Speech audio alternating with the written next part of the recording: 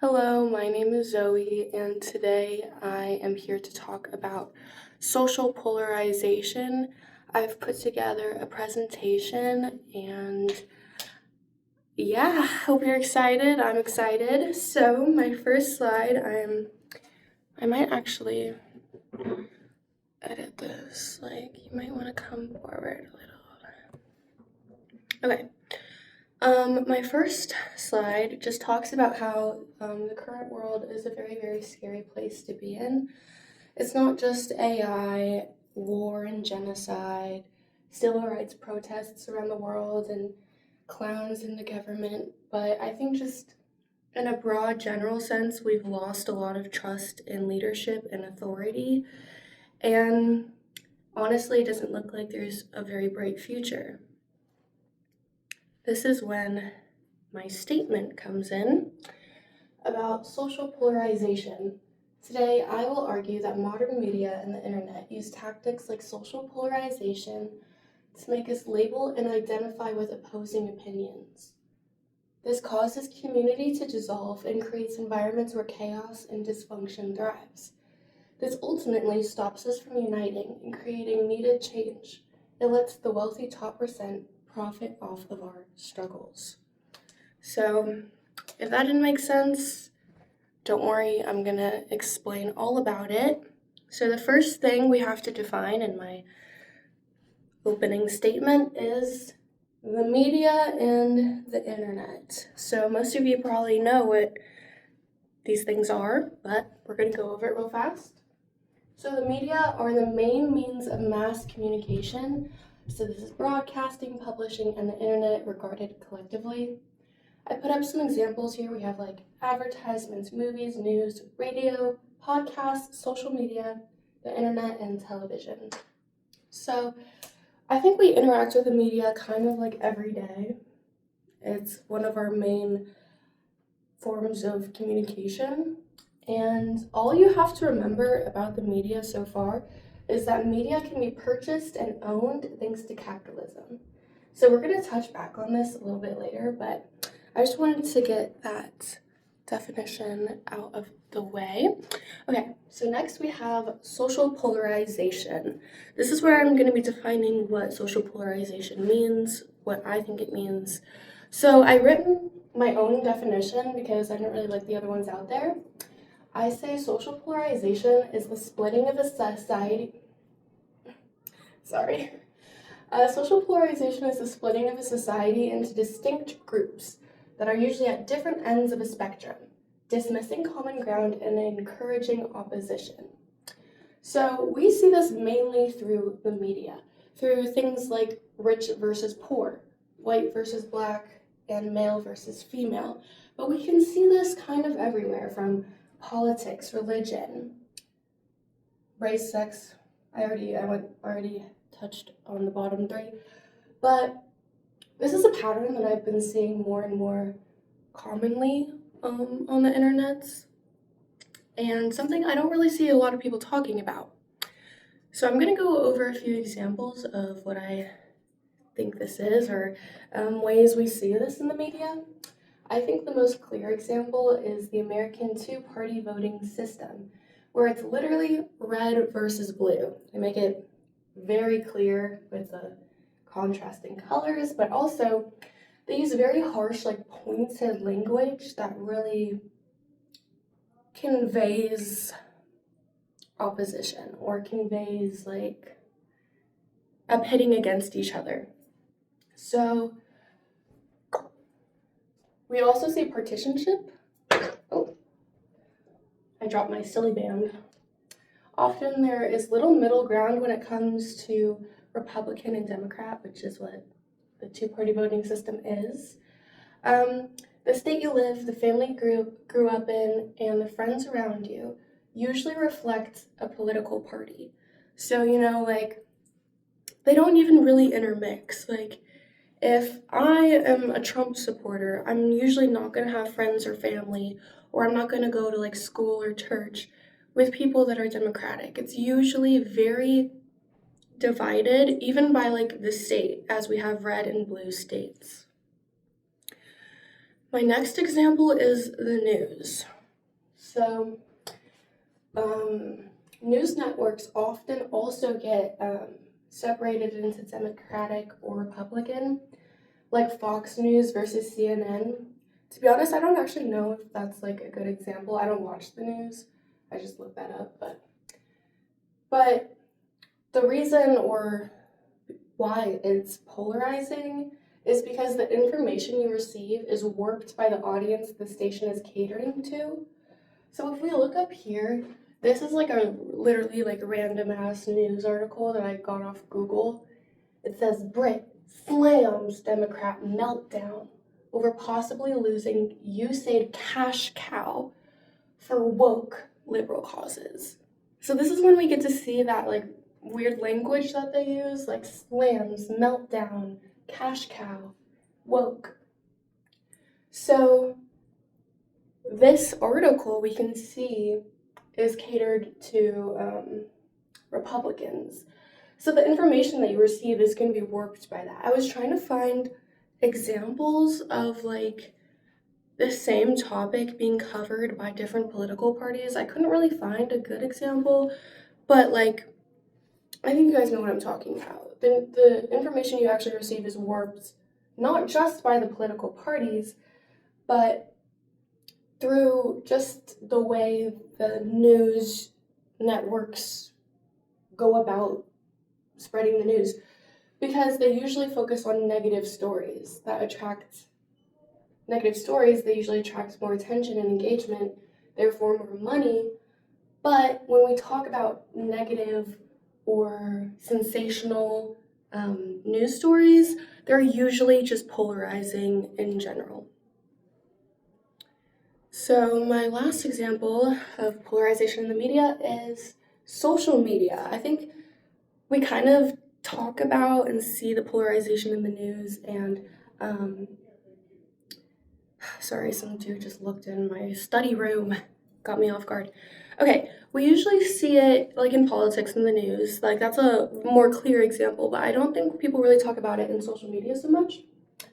So as we spend more time on social media, our conversations and connections rely on the internet. Like the way we literally connect to each other as humans is dependent on the internet. The internet, more specifically, like social media apps that are businesses. So that's when it gets problematic because the information we receive gets warped by bots, algorithms, and business incentives. So, yeah, bots, algorithms, and business incentives. It's not like raw communication or just like raw human connection. There's layers and what's it called? Like there's things in the way, if that makes sense. So with new things like rage bait raising in popularity, apps know we interact more when we're angry, attacking, or defending something, ultimately encouraging division. So I put up a funny meme, you may have seen it. It's like the monkey and the lion. So I think we see this even like in ways we just like post on the internet. So unpopular opinions, hot takes, and change my mind when we like post on like TikTok or whatever with like unpopular opinion, girls who wear jorts are ugly. It can be literally the most stupid things, but ultimately it encourages division because it's like people have to have an opinion on everything, but not just an opinion. They have to like be a hater about everything in a way.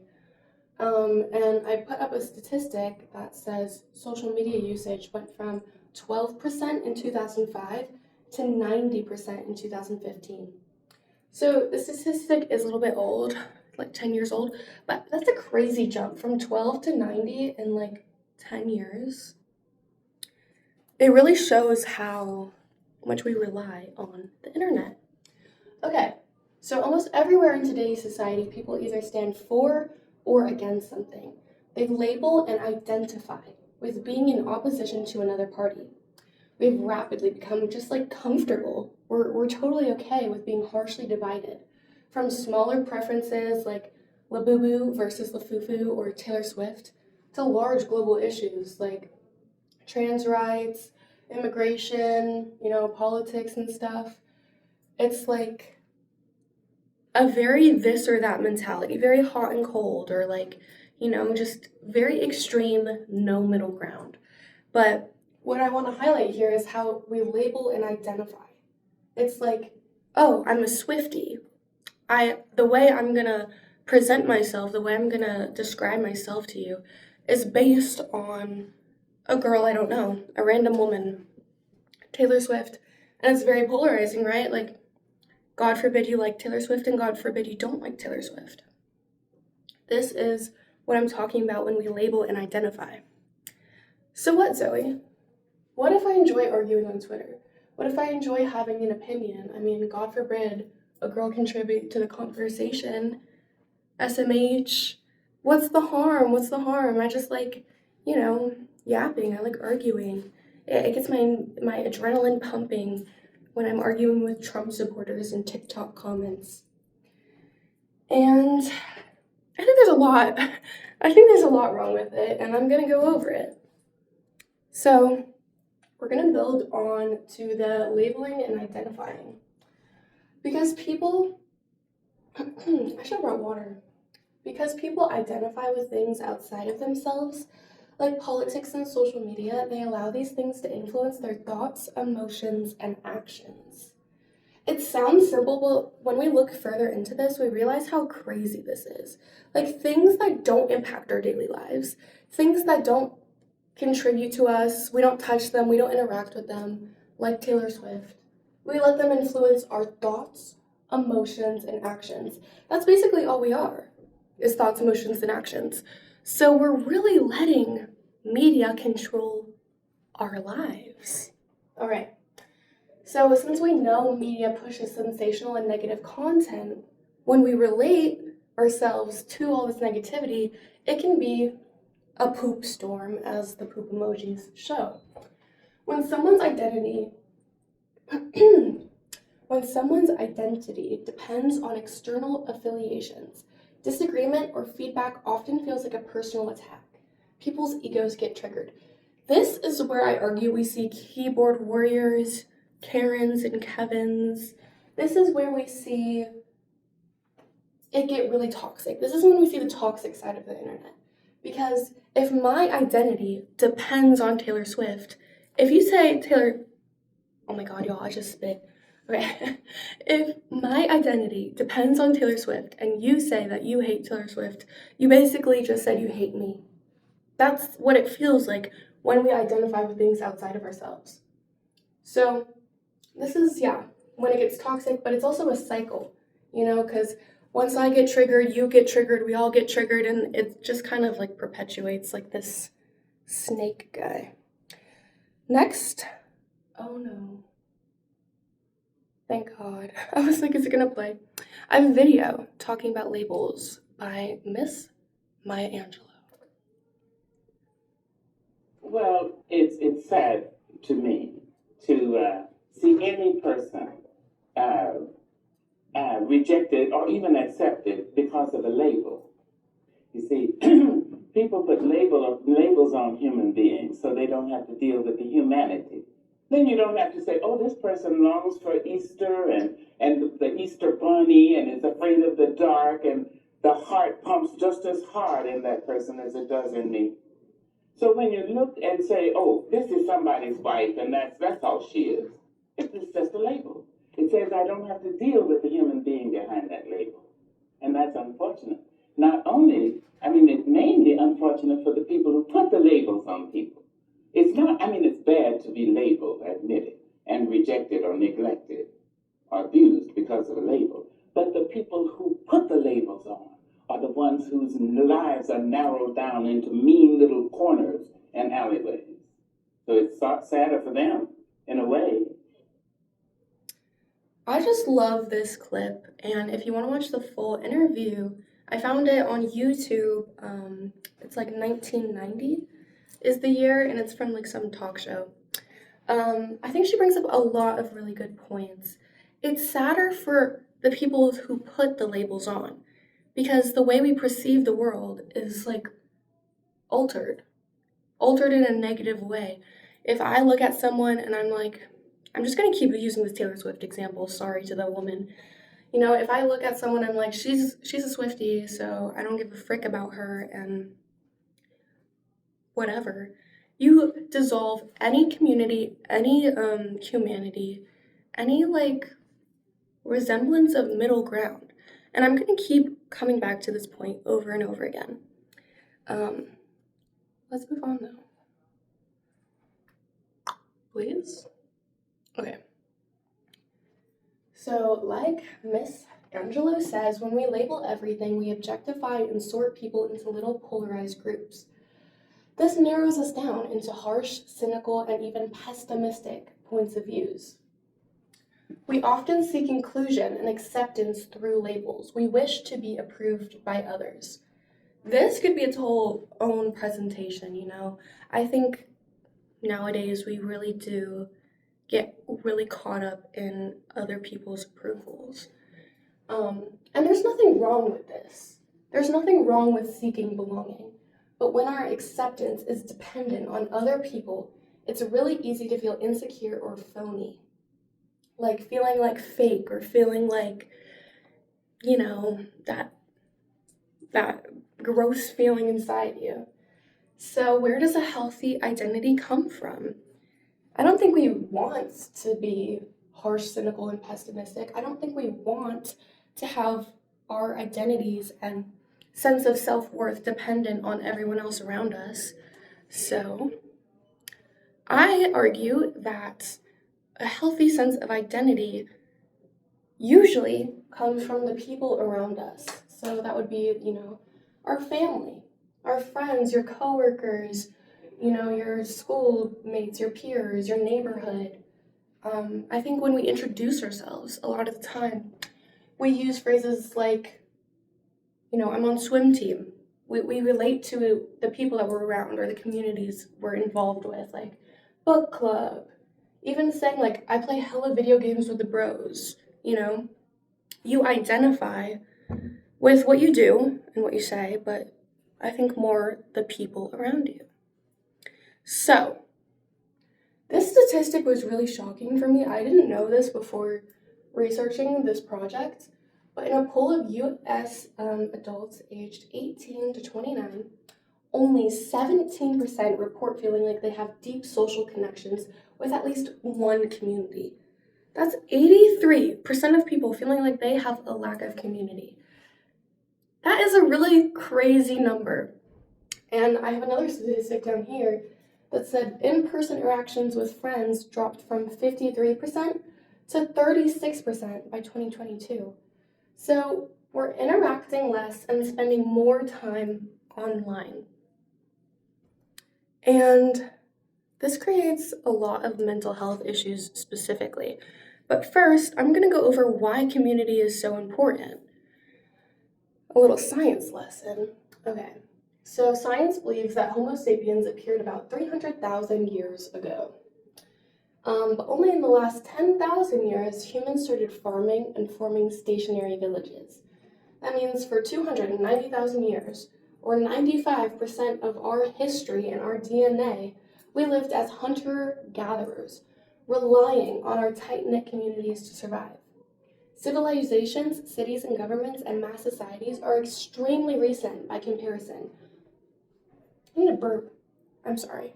Only 5% of our history. That dependency shapes our biology. Humans who needed others were more likely to live and reproduce. So today, our brains still treat isolation as a kind of threat.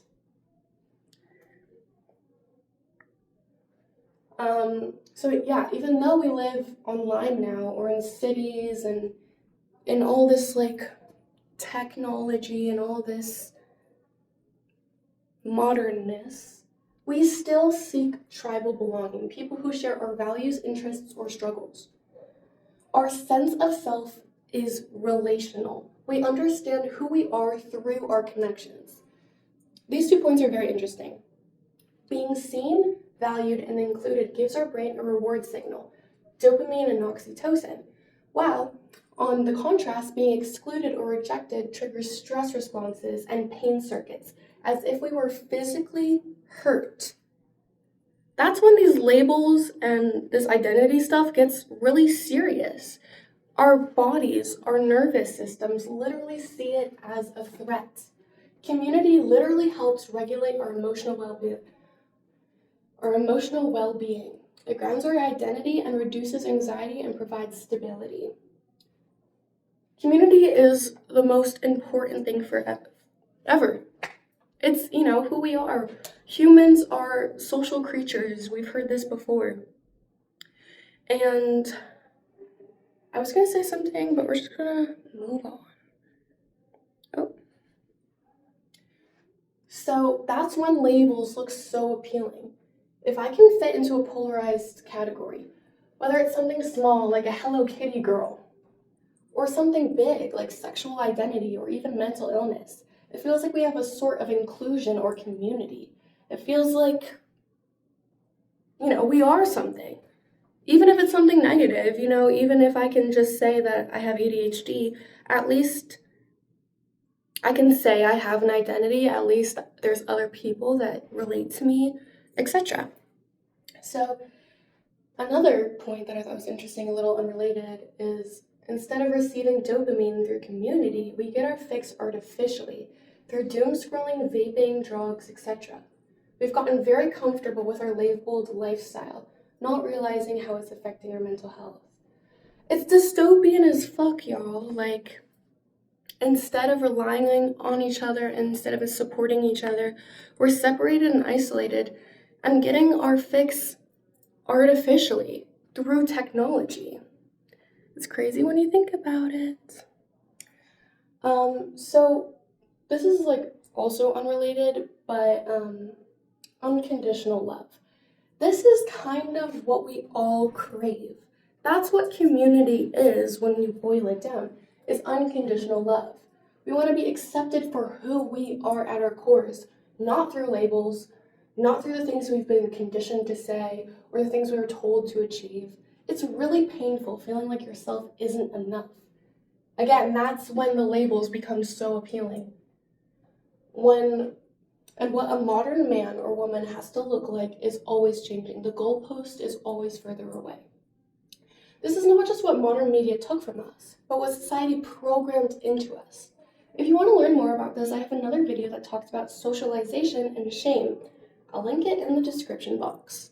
That video is a little bit different. It's much more feelings-based. This one's more teacher-based. Okay, recap time. Media plus labels equals no community equals sad. We learned what social polarization is through examples like politics, news, and social media. Then we learned about the harm of a labeled identity and its correlation with broken community. Now, I wish to remind us of the dysfunction and chaos that comes from low community cohesion. I might put powder on my face, I'm not gonna lie. Also, my phone's at 15%. I have a lot more slides, so wish me luck. All right, so chaos and dysfunction thrives. This is when we see people become really apathetic or nihilistic. It's well, the world's just gonna blow up in a few years. The world's gonna end. Everything sucks, all the structures suck. But my statistics are kind of about specifically low community cohesion. So mental health. In recent years, people are less likely to trust and confide in others and more likely to isolate and become destructive. This makes issues seem more catastrophic and make us much more susceptible to mental health struggles. So it leads to depression, anxiety, substance abuse, and even increased self-exit rates. But I have some really fascinating statistics here. We're going to start off with this one, which is really crazy. Prolonged social isolation and loneliness have health risks equivalent to smoking 15 cigarettes a day. 15 cigarettes a day. And I think we've all felt lonely at some point in time, if that was during COVID, or if you feel that as a constant state. You're smoking 15 cigarettes a day. Another study says, compared with individuals with a positive sense of community, those with a negative sense have 5 times more likely to report moderate, severe, or extremely severe symptoms of depression. So not even like a maybe, it's severe, extremely severe. Depression and cigarettes from just loneliness. But we can also correlate it to violence and drugs. So in this study, we see that young adults with low social support were 3 times more likely to misuse opioids or other illicit substances. In this study, we see that neighborhoods characterized by high community... Dude, I suck at talking. Neighborhoods characterized by high community cohesion experience significantly lower rates of violent crime, including homicide, assault, and robbery. So community literally leads to drug use, or like low community. When we lack community, it makes drug use go up and violence. Again, reminding us 83% of people feel like they don't have community. So that's when we can look around at the world and be like, this all can be correlated. So it's technically impossible to link everything bad in the world to media, or everything bad to a low sense of community. And I guess we can't directly correlate low sense of community to media usage, but when we look at these statistics, they all rise significantly in the last 20 years, the same 20 years the internet became our main way to connect. So self-exiting rates go up, again, drug use goes up, and school shootings have gone up 12-fold since the 70s. This video is of our favorite guy, Mark Zuckerberg, talking about his correlation between Instagram and mental health. And it's just like a crazy video. Zuckerberg, let me start with you. Did I hear you say in your opening statement that there's no link between mental health and social media? Senator, what I said is I think it's important to look at the science. I know people like to talk about this as if that is something that's already been proven, and I think that the bulk of the scientific evidence does not support that. Well, really, let me just remind you of some of the science from your own company. Instagram studied the effect of your platform on teenagers. Let me just read you some quotes from the Wall Street Journal's report on this. Company researchers found that Instagram is harmful for a sizable percentage of teenagers, most notably teenage girls. Here's a quote from your own study. Quote, "We make body image issues worse for 1 in 3 teen girls." Here's another quote. "Teens blamed Instagram," this is your study, "for increases in the rate of anxiety and depression. This reaction was unprompted and consistent across all groups." That's your study. Senator, we try to understand the feedback and how people feel about the services. Wait a minute, your own study says that you make life worse for 1 in 3 teenage girls. You increase anxiety and depression. That's what it says, and you're testifying to us in public that there's no link. You've been doing this for years. For years, you've been coming in public and testifying under oath that there's absolutely no link. Your product is wonderful. The science is nascent.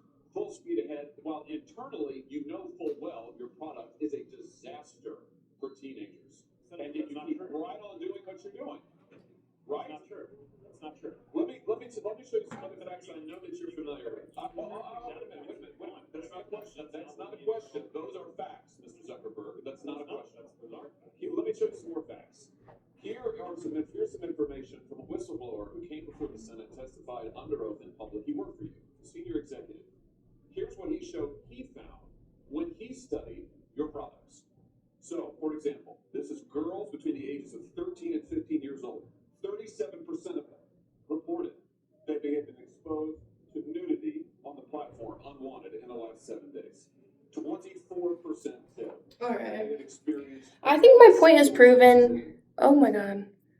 I think my point is proven. In this video, he goes on to just like deflect. He actually ends up apologizing to families whose their child lost their lives or were significantly impacted by Instagram. He provided no compensation. It's an interesting video. I recommend watching it, but my phone's gonna die. So let's move on to the media. Look at all those devil horns, guys. the evil media. So this is when I said that media is owned by companies. All right, let's get into it. So if we assume that these companies, like all media companies, also run internal studies, or at least know their products spread more harm than good, we need to question them seriously. In the beginning, I said that media can be owned and purchased. That means that there's actively wealthy businessmen determining how we depend and connect to each other, how we receive information about the world around us. This is actually terrifying when you think about it.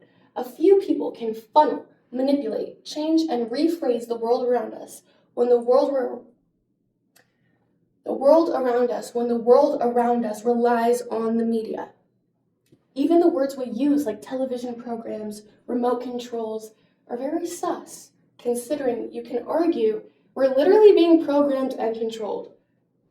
Put your tinfoil hats on, ladies.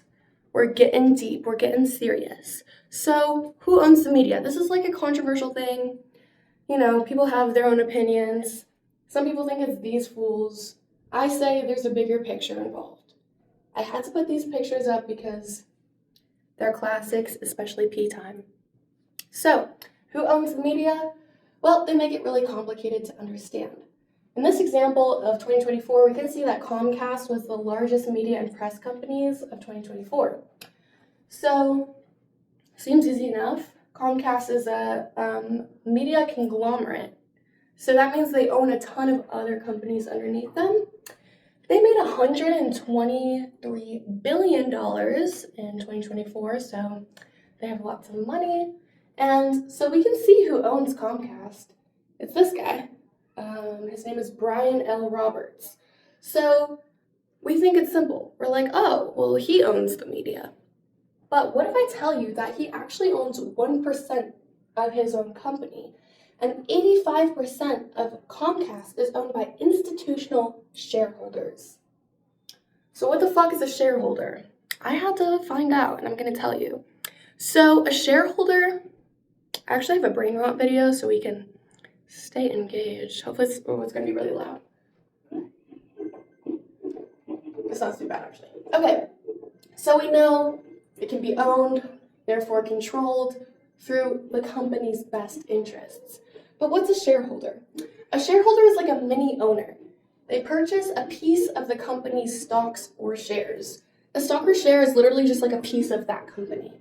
So they therefore control and make money alongside the company. So if I don't want to own a whole company, I don't want to run a whole company, I can buy stocks or shares in the company, so I still have control over it in a way, but I don't have to do all the work. So by control, they can vote. Like if you have shares in a company, you can vote for the company's goals. So it allows a few big shareholders to have influence over a large amount of companies at once without doing all the work of the companies. So we still haven't gone over who are these shareholders. Did you keep your freaking tinfoil hats on? Because we're getting conspiratorial. Have you heard of Vanguard, BlackRock, or State Street? These three companies, they're like private equity firms or asset managers. A bunch of like bullshit words. So they own 23% of Comcast. So that's 183% more than Robert owns. You may have heard of these companies as they have universal ownership. They own substantial stocks in 88% of the S&P 500. That's the current 500 best performing companies. They have stocks in pretty much everything you buy and everything you consume. BlackRock, the world's largest asset manager, reported $12 trillion in assets. That's more money than all countries except for the United States and China. These three asset managers have more money than every single country except for freaking China and the US. They even own the Panama Canal. Y'all know what the Panama Canal is? It's like that trade route that's very important. Like they own everything. That's when we hear the term universal ownership. So the more you look into it, the more conspiratorial it gets. You know, when we look into who owns it, is it the Jews? Is it the reptiles? The Freemasons, the Rothschilds, the Illuminati, the aliens? Honestly, I wouldn't be surprised if it was all of them combined. It's sus. It's sus that these companies are allowed to have so much money, and they don't just they're not just companies that work as companies and they're independent. They work with Donald Trump, they work with the Federal Reserve, and they work with other countries giving financial advice. It's sus. It's very suspicious, but I'm a conspiracy theorist. If you know me, I dabble in a conspiracy, but I actually am going to argue that it doesn't matter. Even if they are a Jewish cabal of reptilian Freemasons, I argue it doesn't actually matter, because we still have free will, and the solutions to our problems are still within us. It just boils down to eat the rich, what we've been saying we're going to continue saying. It's the rich people.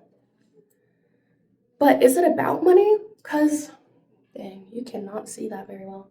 So I put up the biggest industries by revenue. So we have healthcare and fucking real estate and hospitals. We have a bunch of stuff here making apparently thousands of billions. I didn't know billions could get into the thousands, but who do I know? So media's not on this list. So if it's a business and businesses make money and that's all they're not doing a very good job at making money. I mean, does division even make them money? Probably, but not enough. Not enough to justify the amount of division we see today. So what would it be about then? I argue division does not directly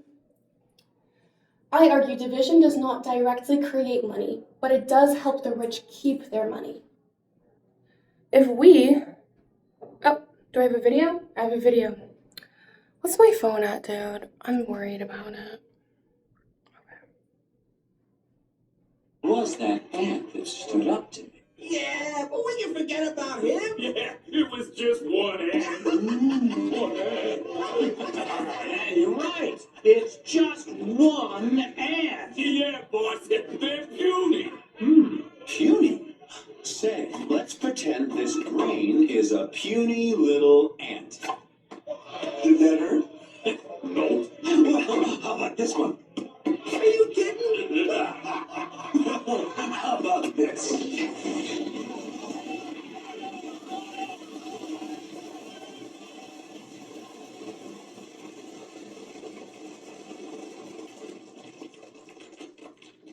You let one ant stand up to us, then they all might stand up. Those puny little ants outnumber us 100 to 1. And if they ever figure that out, there goes our way of life. It's not about food. It's about keeping those ants in line. That's why we're going back. Does anybody else want to stay? Sound familiar? Sound familiar? Who do we also number 1,000 to 1? What could it possibly be? Oh, the billionaires. Literally, the cockroach or whatever his name is from A Bug's Life. He's right. If we keep them in line, if we keep them distracted, etc., we get to keep our money. And it's fucked up, okay? This is what my presentation's about. We can call it divide and conquer. So this is basically what my first slide was about. Skin color, nationality, profession, political identity, social customs. They're all used to battle against each other. Wow. I just realized how weird these chess pieces are. It might be AI. So divide and conquer. We've heard it. This term has been around literally since the Roman Empire. It was coined by Julius Caesar, or Emperor Augustus, who used strategies of sowing division among rival tribes or political factions to maintain Roman control. The idea was that a united enemy is strong, but a divided enemy is easy to manage or defeat. There's also, I thought this was kind of funny, a quote by Abraham Lincoln that says, "A club divided against itself cannot stand." Dude, Tell me this is not exactly what we're facing today, yet no one's talking about it. A little suspicious if you ask me. When we're constantly battling with each other over stupid things, we don't even think to look outside of our bubble to realize it's all by design. Every time you spend hours on your phone scrolling or arguing on Twitter, the rich people get to stay rich a little longer. Every time we let things outside of us, things that don't even impact our daily lives, dictate our thoughts, feelings, and actions, we're giving up our control and autonomy. Even brain rot. 6'7". Did that make you angry? Great. You just fell for it. You fell for their stupid lies and their stupidness. Did you get annoyed? Did you get angry? Great. You let a stupid joke control you. It's called brain rot for a reason. We're not getting any smarter over here on the internet. So let's look back at my main thing. We've went over what media is and how it makes us polarize, makes us label and identify. We've gone over how community dissolves with media and how it creates environments where chaos and dysfunction thrives. Now we're going to go on to my last points. This ultimately stops us from uniting and creating needed change. It lets the wealthy top percent profit off our struggles.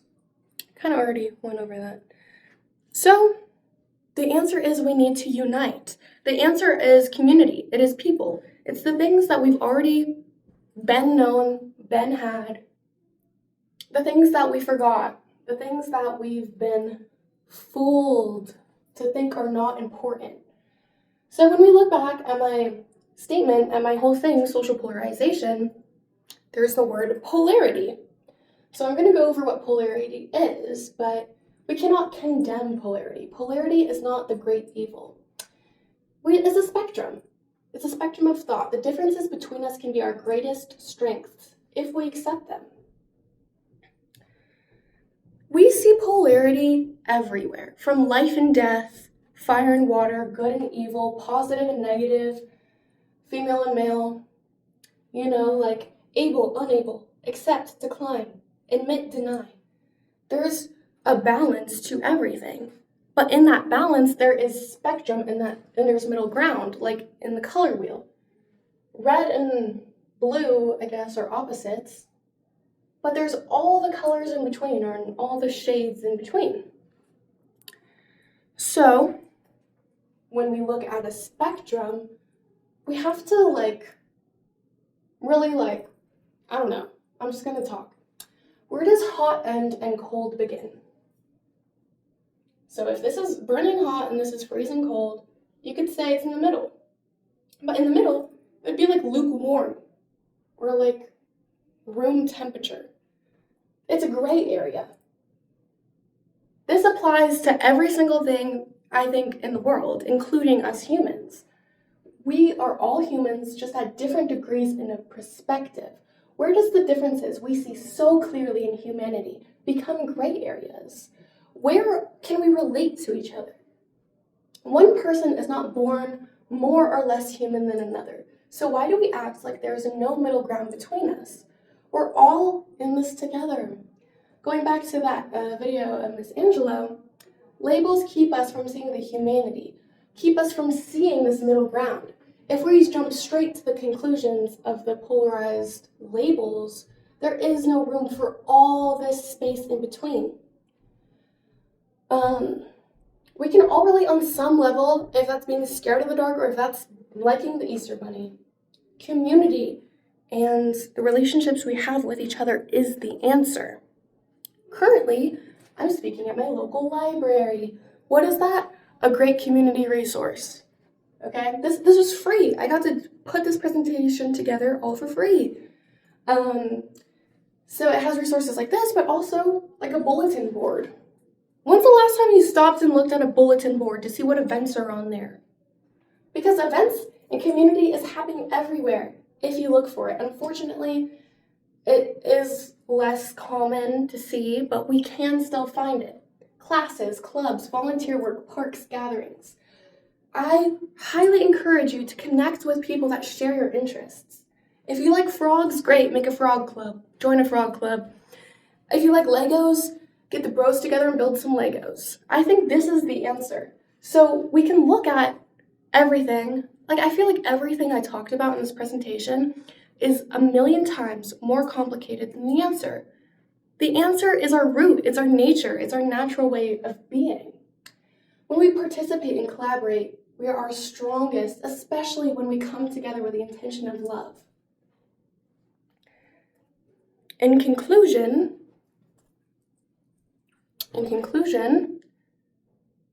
I have another video.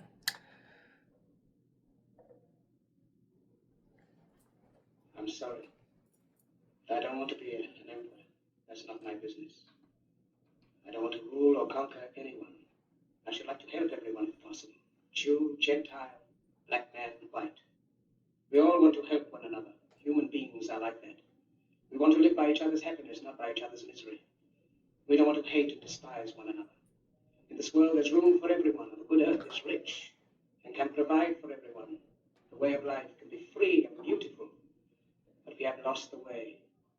Greed has poisoned men's souls, has barricaded the world with hate, has goose-stepped us into misery and bloodshed. We have developed speed, but we have shut ourselves in. Machinery that gives abundance has left us in want. Our knowledge has made us cynical, our cleverness hard and unkind. We think too much and feel too little. More than machinery, we need humanity. More than cleverness, we need kindness and gentleness. Without these qualities, life will be violent, and all will be lost. The aeroplane and the radio have brought us closer together. The very nature of these inventions cries out for the goodness in men, cries out for universal brotherhood, for the unity of us all. Even now, my voice is reaching millions throughout the world. Millions of despairing men, women, and children, victims of a system that makes men torture and imprison innocent people. To those who can hear me, I say, do not despair. The misery that is now upon us is but the passing of greed, the bitterness of men who fear the way of human progress. The hate of men will pass, and dictators die, and the power they took from the people will return to the people. And so long as men die, liberty will never perish. Soldiers, don't give yourselves to brutes, men who despise you, enslave you, who regiment your lives, tell you what to do, what to think, and what to feel, who drill you, diet you, treat you like cattle, use you as cannon fodder. Don't give yourselves to these unnatural men, machine men with machine minds and machine hearts. You are not machines, you are not cattle, you are men. You have the love of humanity in your hearts. You don't hate, only the unloved hate, the unloved and the unnatural. Soldiers, don't fight for slavery, fight for liberty. In the 17th chapter of St. Luke it is written, the kingdom of God is within man, not one man nor a group of men, but in all men, in you. You, the people, have the power to create machines, the power to create happiness. You, the people, have the power to make this life free and beautiful, to make this life a wonderful adventure. Then in the name of democracy, let us use that power. Let us all unite. Let us fight for a new world, a decent world, that will give men a chance to work, that will give youth a future and old age a security. By the promise of these things, brutes have risen to power, but they lie. They do not fulfill that promise. They never will. Dictators free themselves, but they enslave the people. Now let us fight to fulfill that promise. Let us fight to free the world, to do away with national barriers, to do away with greed, with hate and intolerance. Let us fight for a world of reason, a world where science and progress will lead to all men's happiness. Soldiers, in the name of democracy, let us all unite! That is Charlie Chapman. Dude, isn't it crazy how that video is literally a black and white film from like 50 some years ago? I don't know when it was made. And everything he fucking said still applies. Dude. A very powerful video. So, in conclusion, it's that damn phone. We've been saying it, we're gonna say it again, it's that fucking phone. There's ways to disconnect from the phones. I wrote some here. Like, what I do personally is I keep my social medias undownloaded in the App Store and only re-download them with like intention and purpose. You can set screen time reminders. You can put your phone colors to black and white. I don't care what you do. I don't care if you take a hammer to that phone, but it needs to go. that's my presentation, guys. Thank you so much. If you watched all the way through, I appreciate you so much. This presentation I worked really hard on, so any support would be like mean the world to me. My username is lovely7leaf. I would say all platforms, but I'm pretty much on Instagram, YouTube, and Twitch. Shout out to my Twitch chatters who helped me put this together also. And comment down below your thoughts. Do you agree with me? Do you also see these patterns? And like the good teacher I am, I have assigned you some homework. If what I said interests you and you want to learn more about it, there's a book called The Little Prince. I forgot to bring it with me, but it's an excellent book. It's a children's book that's 100 pages long that talks about very similar things in a really beautiful way and has a very beautiful message tied in. So in conclusion, eat the rich, fuck the media, fuck all companies that don't serve the people. We need to unite. We need to return to community. We need to return to the good old days, not so much hunting and gathering, but we just need to remember who we are outside of these stupid phones. All right, guys. Thank you, and I hope you have a great day.